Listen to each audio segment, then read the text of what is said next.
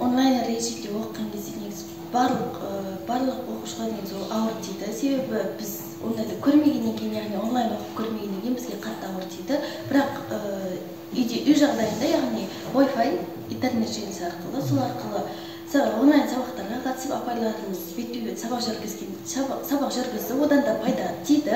Бірақ барыбір мектепке келіп оқығандай болмайды, яғни мектепте көзбе-көз пікір алмасып, сайыстар ұйымдастырып, сол секілді оқушының қызығушылығын арттыру үшін бетпе-бет көрісіп, пікір сайыс, сондай нәрселер ұйымдастырып отырған дұрыс. Сол себептен онлайн режимде, яғни біз тек өзімізге керек апай айтқан, яғни керек заттарды ғана ала алдық, ал былайша қызығушылық танытатын нәрселер ол мүлде қиын болды.